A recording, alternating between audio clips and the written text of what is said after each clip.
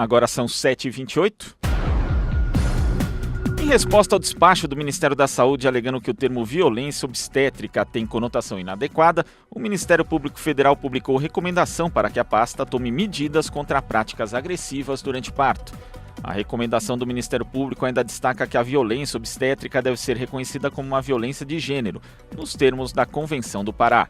A reportagem é de Ana Rosa Carrara. Na última sexta-feira, o Ministério Público Federal recomendou ao Ministério da Saúde que, ao invés de realizar ações para abolir o uso da expressão violência obstétrica, tome medidas para coibir práticas agressivas durante o parto.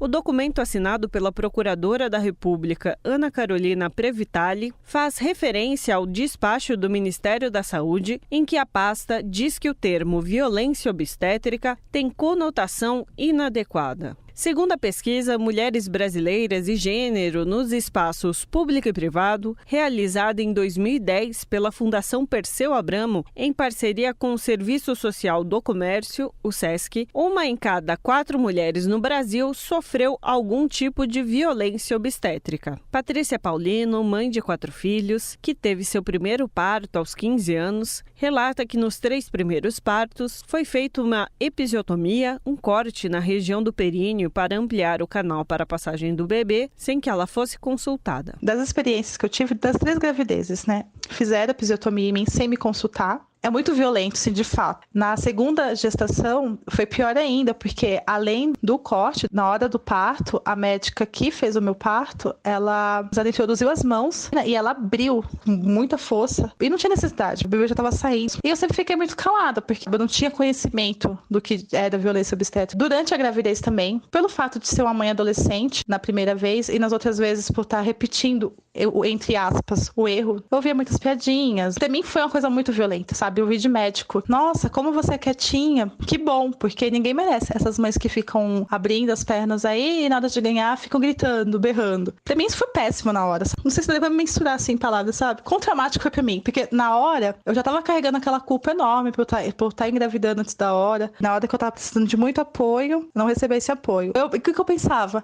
É normal. Porque eu também recebia histórias muito ruins das mulheres que conviviam comigo. A doula e psicóloga Emanuele Ferrácio, que está grávida do seu segundo filho, explica que a violência obstétrica não é apenas física. Proferir palavras, desmotivar mulheres também seria violência. Eu tenho relatos de mulheres da minha família que passaram isso há anos atrás e relatos de mulheres que ainda passam isso hoje em dia. Está em trabalho de parto, sentindo dor e ouvir ameaça de enfermeiras e de médicos dentro do ambiente hospitalar de que não pode gritar, que não doeu na hora de fazer e por que está gritando, está sensível, está com dor, está passando por um processo super intenso que é o trabalho de parto e a equipe está colocando questões no que está acontecendo fisiologicamente com ela. Também é violência obstétrica quando você vai no ginecologista e sem te explicar por quê e sem motivo real, ele decide fazer um exame de toque em você, esteja você grávida ou não. Às vezes tem métodos muito menos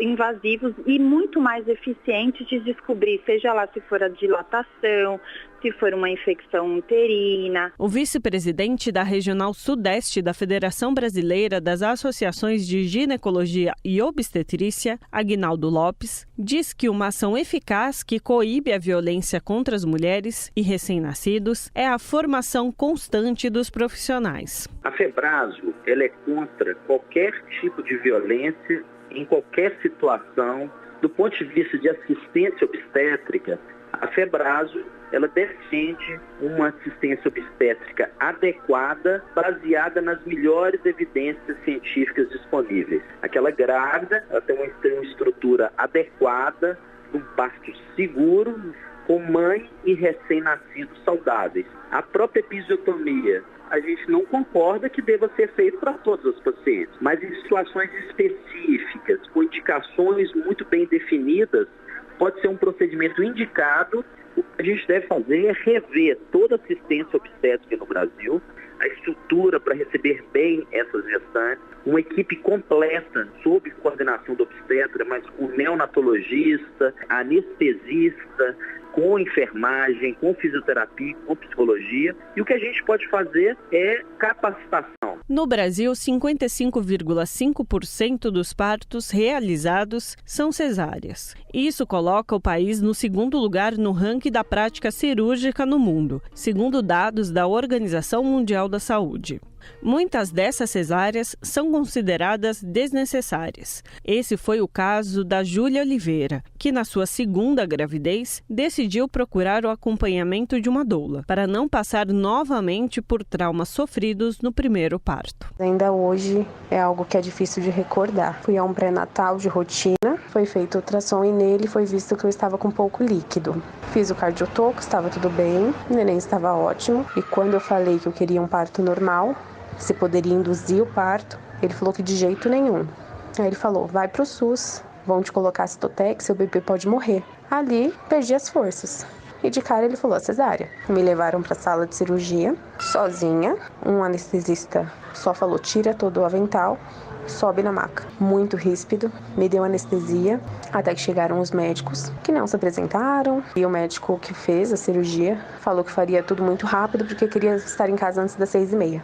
Nem parecia que eu estava, então ele falava como se ninguém estivesse ali. Eu já estava amarrada, com um braço com aparelho de pressão e o outro soro, e começaram a cirurgia sem me falar nada. E ali eu já chorava muito, porque desde ali eu sabia a violência que eu estava sofrendo. Meu filho nasceu às 4h58 e eu pude pegá-lo a primeira vez 11h30. Emanuele conta que a procura por uma assistente de parto muitas vezes se dá pelo medo da violência obstétrica. É bem comum as mulheres terem medo de sofrer violência. Inclusive, muitas mulheres procuram doula no intuito de uma proteção, mas é como se ele fizesse parte a partir do momento que você fica grávida, porque você está na mão de todo um sistema de saúde de que a gente não sabe como é. E isso fica por baixo do pano, assim, ninguém faz nada com isso. Mesmo porque a gente não sabe como denunciar muitas vezes. Mas eu já atendi à distância mulheres que tinham medo de ser amarrada. Então, assim,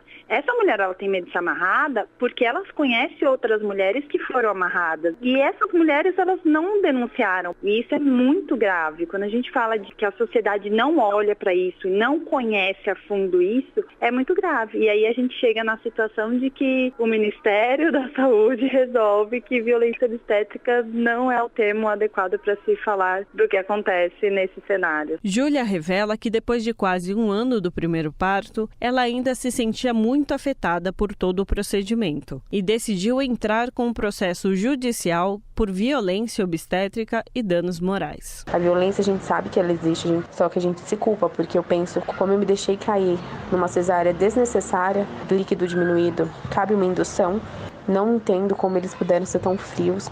Só que eu não conseguia falar, não conseguia me posicionar, não conseguia bater o pé, porque eu estava numa situação totalmente entregue a eles. Eu estava entregue, meu filho estava entregue. E a ação que eu tive, eu consegui tomar 1 ano depois, mais ou menos, foi entrar com uma ação judicial, com uma advogada, contra danos morais e violência obstétrica. Eu me preocupo com agir, então eu entrei com essa ação, esperando que eles vejam que eles me afetaram, que eles fizeram mal e que eu não deixei por aquilo mesmo. Tive depressão pós-parto, precisei tomar antidepressivos, afetou minha amamentação, afetou vários aspectos da minha maternidade. Então é algo que não fica no parto, não fica na cirurgia, é algo que a gente carrega para a vida. Ana Rosa Carrara, Rádio Brasil Atual.